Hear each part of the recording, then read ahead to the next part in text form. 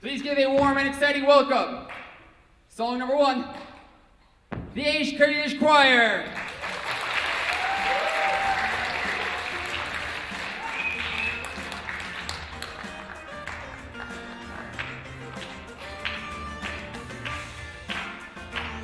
Put your hands together. A little louder, please. Music also.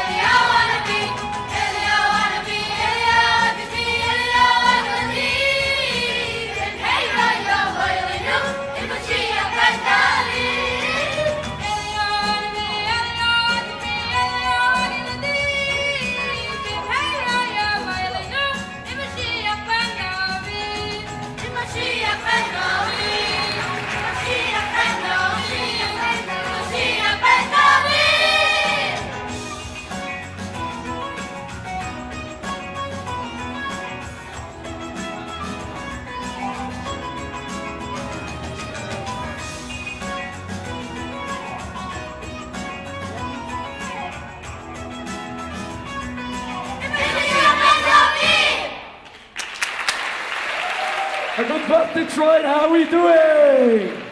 I don't hear you.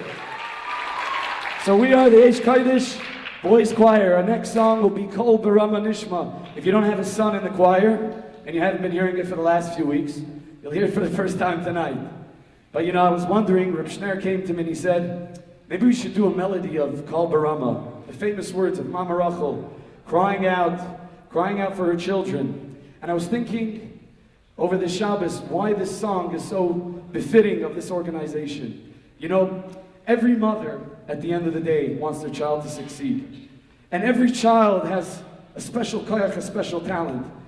And we know as parents, it's not always easy to make time for that talent. But I was thinking, there's Yechida and Rabbi Schneur Feldman, who knows that your child has those talents. Yeah, you can clap, don't be shy. And you make sure to make the most of them. I once heard from a big machanech, he says, find the thing that your child is good at and make him shine. Thank you, Rabbi Schneur Feldman.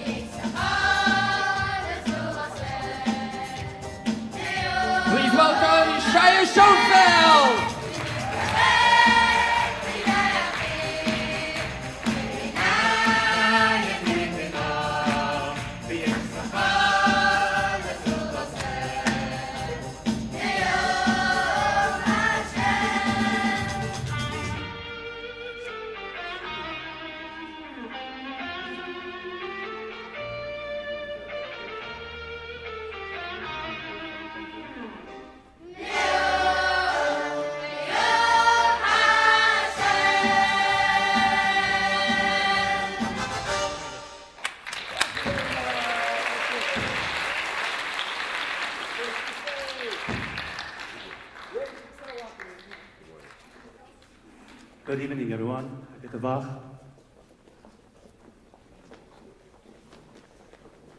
I spent Shabbos in Detroit. It's wonderful.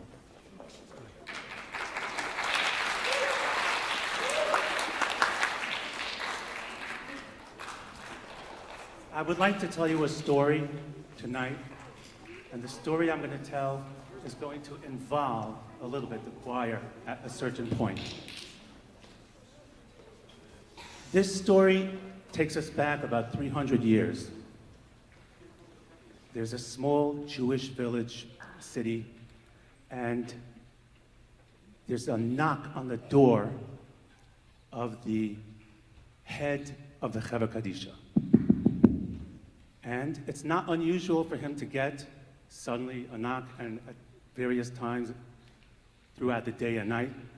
He was called to gather his people, his team of Chevra Kadisha Askanim, and they were called to the house of an old tailor, Arla the tailor. People knew about him. He was a simple Jew. At one point, there were some rumors about him, and not everyone associated themselves with Arla the tailor. He was already aging, and everyone knew it's coming the time. He was in his house, his humble little home, and he was getting very weak and very close to the end. And it was time to summon this group of Askanim to handle what will take place.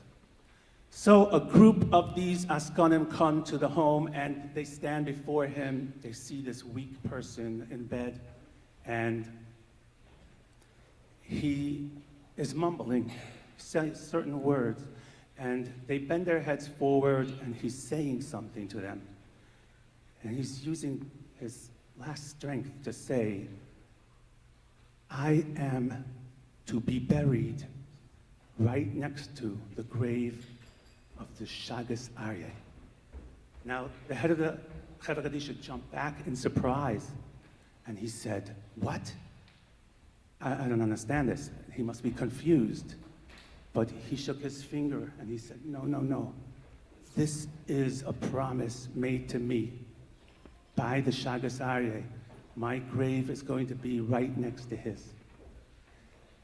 And they didn't answer him because they couldn't guarantee him this request. The position, this location in the Beis HaKvaros is reserved for the holiest and greatest and leaders of Klal Yisrael, someone so holy as the Shagas Aryeh. It can't be that someone so simple claims that he's going to be buried in this spot. But he said, promise me you're going to do this. And they couldn't promise him. They said, we cannot make that promise. And then with his very, very last strength, and this was the last thing he said, the heavens will bear witness that what I'm saying is true. And that was it. Well, it was not unusual. There was a lot of there were many occasions when the Chevra Kadisha had to deal with interesting situations, and they cannot accommodate every single problem and every single request. But they got busy doing what they do, and they prepared the mace, and they got him ready for the tahara and ready for the burial, and they had a spot already reserved for any new coming niftarim that would come. And they got busy doing their job, and they brought the mace in with an aron to the Beis HaKvaros up a hill, and they were carrying it up the hill with a small procession. And suddenly, something unusual happened. Storm clouds gathered, and there started to blow a very strong wind, and it started raining.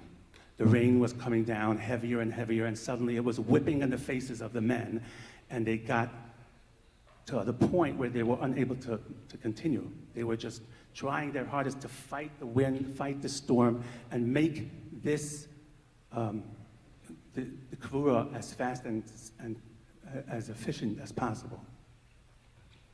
Now it got to the point where they just couldn't see before them, and one of them said, you know what, we can't go on. We have to take care of this problem right now. We'll bury him in a temporary grave, and when we get back home and the storm passes, and we're able to come back here on a clear day, we'll transfer this little old tailor, Olav Hashalom, to his place. And that's what they did. They took him, they buried him, they got their shovels, they were digging very fast, the wind was fighting them, the rain, they were muddy. They dug it, they put him in, and they banged a stake into the ground and tied a little kerchief, a white kerchief, to remember the spot where they had buried the tailor. And now they returned back home, and they had a lot of drying off to do. And the next day, it was a clear, beautiful sky, and they came back to the spot where they had made this temporary grave for our little tailor. And what happened?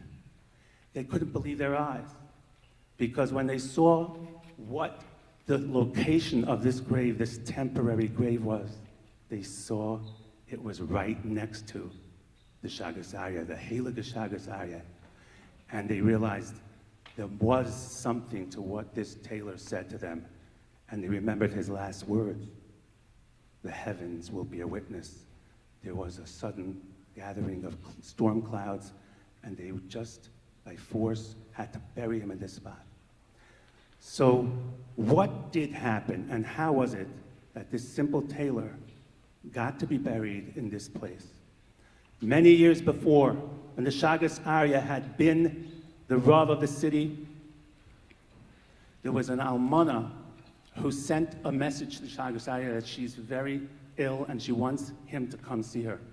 She came to her house, and there she told him that she had a little boy and she was not well, and she knew she was leaving the world, and she was terrified for him. Who was going to take care of him?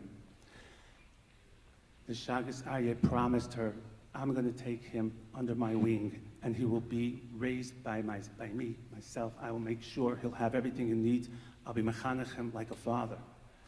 With that, she passed away, and he took this little child, and it didn't take too long for him to realize that this child was a prodigy child. He was very bright, he was very sharp, and he picked up learning very well. When the Shagas Arya realized this, he took a special interest and supervision on this child. He taught him personally, and he realized that this boy is destined for greatness. It didn't take long when rumors started spreading about this child. The people in the town heard that there's a special gifted child here in this town. And those rumors circulated, and finally it did reach the ears of the church in that town. And they had a very special interest in recruiting young talent and people who were very bright to come join them. So there were people spying, people were tracking this boy, and it came to a point where the Shagas Arya made sure that this child was limited. He couldn't leave very, very much because he was nervous about this. One day, the Shagas Arya came into this boy's room and saw the bed was empty, the boy was not there. The Shagas Arya immediately jumped up to look for him. He sent out people searching, and the boy had vanished. Now, the Shagas Arya had to think what to do. And that night, the Shagas Arya had a dream. And in his dream, he saw a picture. He saw this boy. And he saw that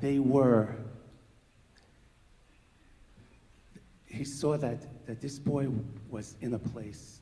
He was in the monastery. And he was trapped in a room. They had him locked in there. He was not allowed to leave. And he could see the face of this child in his dream, and his heart melted. Could you imagine? I want you to imagine for a moment. Put yourself in this boy's shoes. He's alone. He is far away from the people who love him, and he is being held against his will, and he does not know what's in store for him.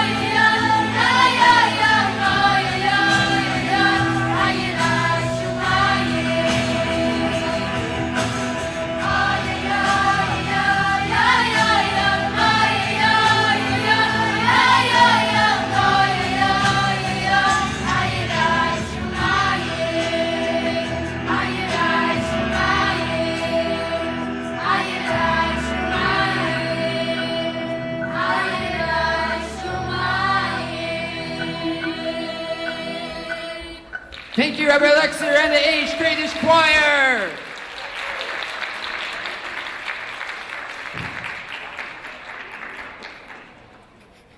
Shagas Aryeh immediately summoned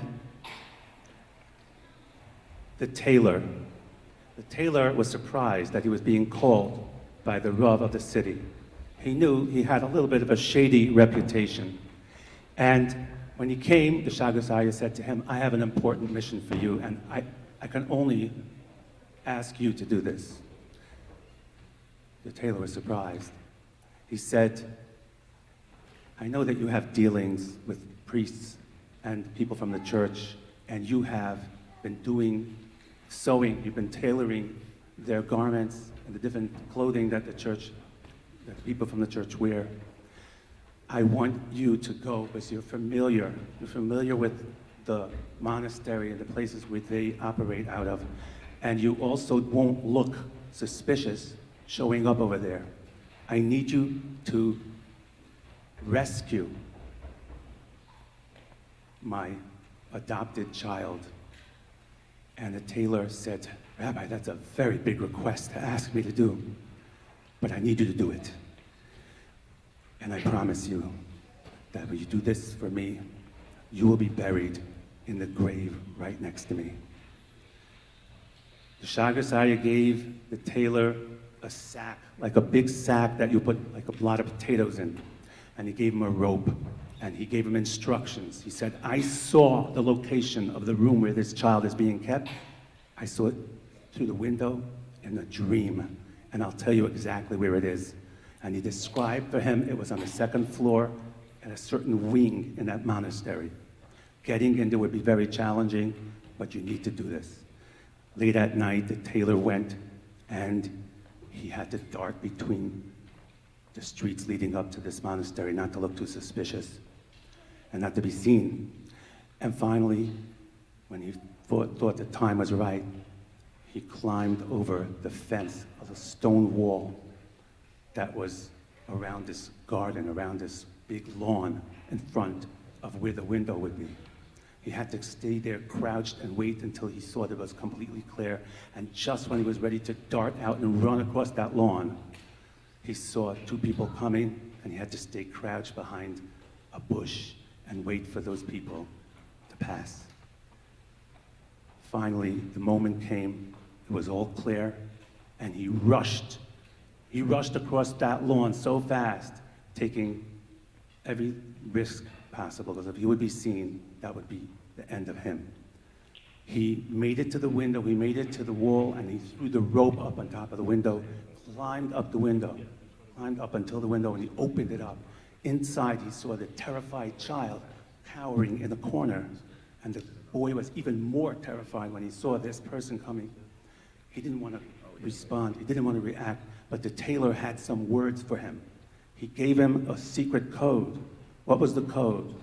It was something from the sugya that he had just been learning with the Shagas Aryeh.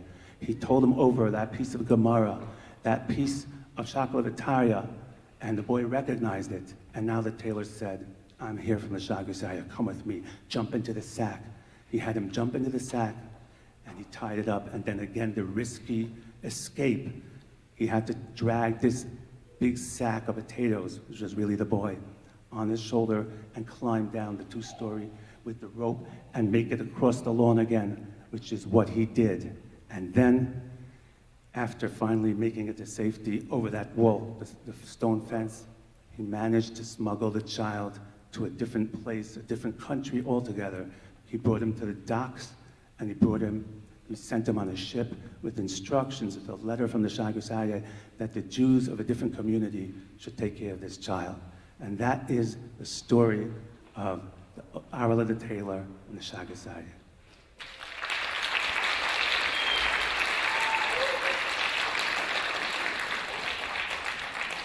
Thank you, Shaya. We're already planning the next time for you back here in Detroit.